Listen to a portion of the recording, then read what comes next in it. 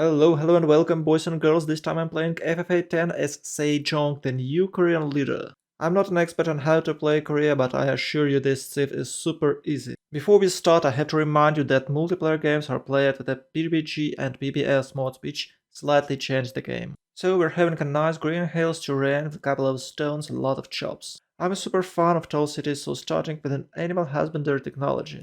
This allows us to see horses on the map, and we're gonna have better city placement. Usually people are rushing campuses right away, but I think in FFA it is okay to open animal husbandry first, because you'll have more time to find someone and get boost for writing.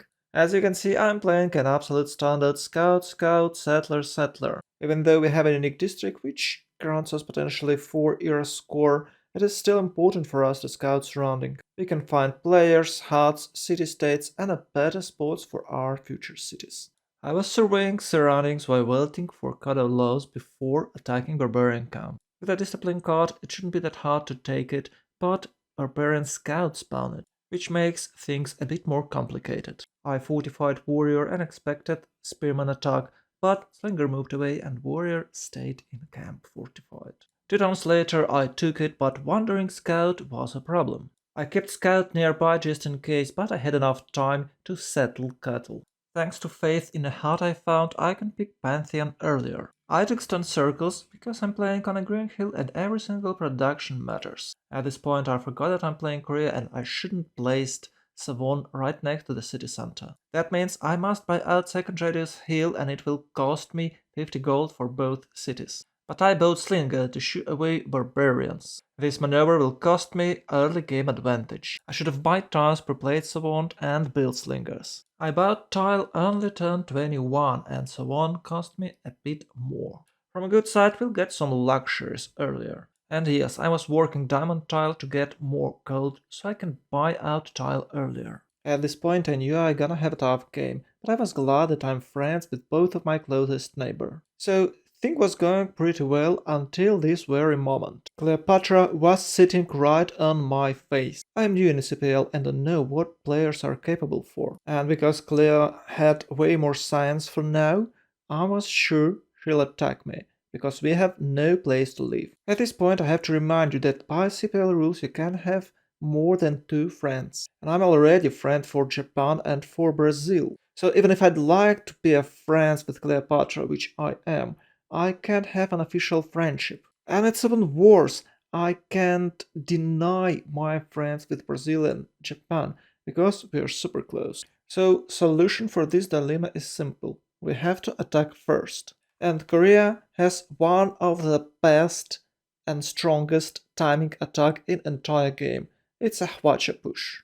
To perform it, you must have 4 cities and at least 1 blue city-state. I can easily reach a necessary cities count, but we might have a problem with a blue city-state. Without it, entire Hwacha push is a dubious idea, but my plan can be ruined by a simple mistake. I don't think I can get golden. I was hoping to chop horse turn 30 to get golden age, but even with the shift enter I didn't get enough production to finish it.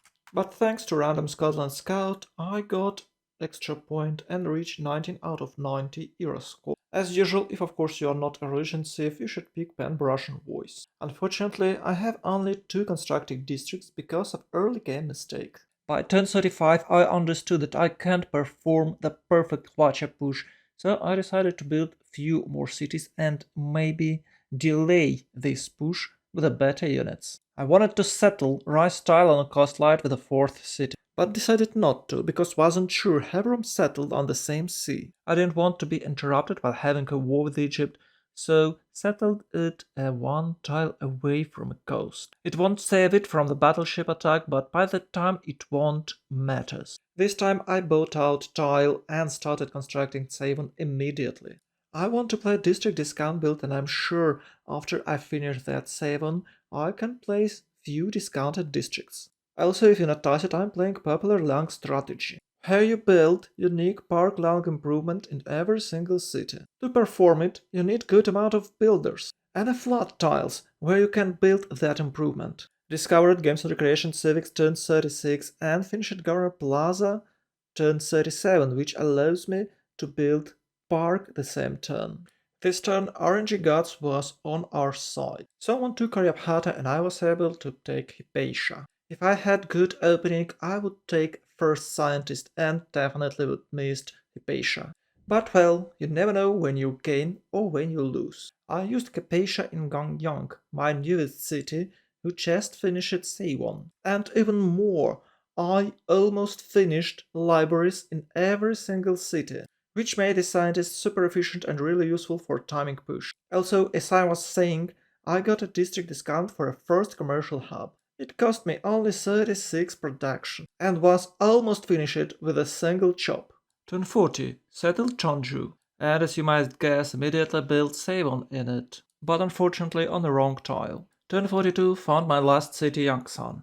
This time placed Savon in a way better position with a double hills buff. Now I just must improve all the tiles I own. Also it's time to farm some science using natural philosophy policy card, which gives us 8 science, and instead of Pingala promotion which I get in a few turns, I spend my title on a moksha. With this strategy, Guangzhou will get governor 2 turns faster. Because I was planning to attack Egypt, I sent the trade road of friendship to have a free road toward his cities. Finally reached Thiel, turn 46. It is not the best timings at all, but it is what it is. With the serfdom policy card on spamming builders everywhere but capital. I'm lacking points to reach golden and decided to build hanging gardens, but right after a few chops, wonder was built somewhere else. I had to build a new one, and it's a great library, one of the most underestimated wonders. I chopped everything that left to build this wonder, even this stone, but couldn't finish it, and I have to wait for 3 more turns. Even though it's only a few production left, I decided to chop forest to secure wonder.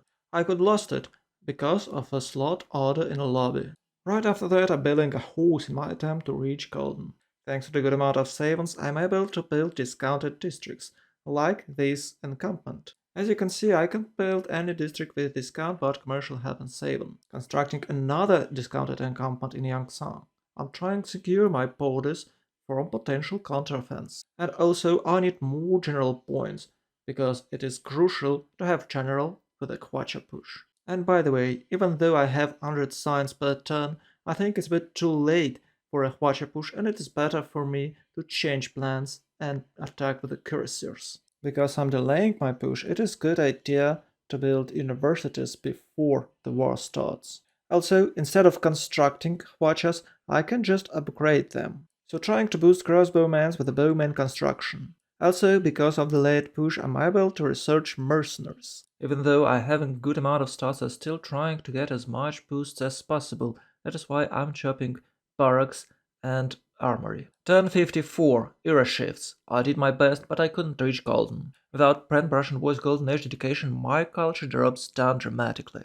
To solve this problem, I can build discounted theatrical squares. Luckily, I got a few cities with a certain amount of pops in it. My golden come is not good enough to support big army, so it's crucial for me to survey nearby Brazilian cities with the best trade routes possible. Last preparations are almost over and it's time to build some units. Because I don't have that much gold, I still have to build watches.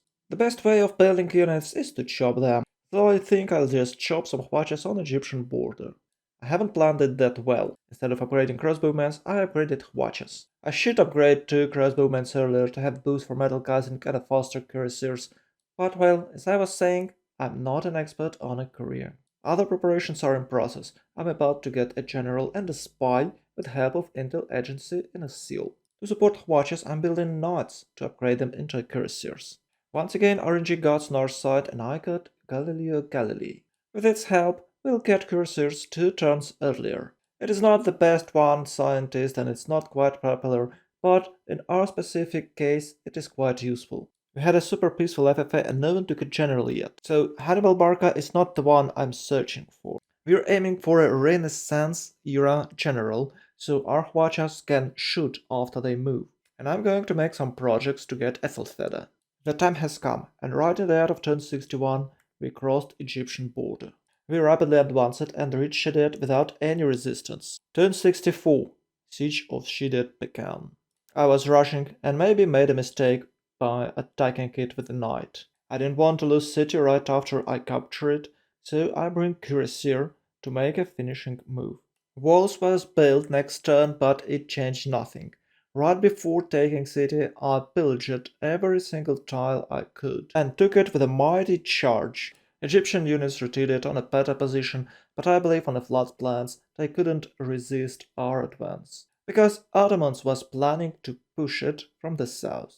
Unfortunately, right after these bright events, the game was over. I had some weird lags and was dropped from the game 2 times in a row. Because of that, everyone agreed to end this game. Luckily or unfortunately, I got the 5th place. I believe I could get a better position, but didn't want to torture other players who don't really want to play it. That's it, boys and girls. Thanks a lot for watching for the very end. Don't forget to leave a comment below, like this video if you didn't yet, subscribe, and share this video with your friends. All these actions will help this video and channel to grow. Sending you positive vibes, much love. Have a nice day.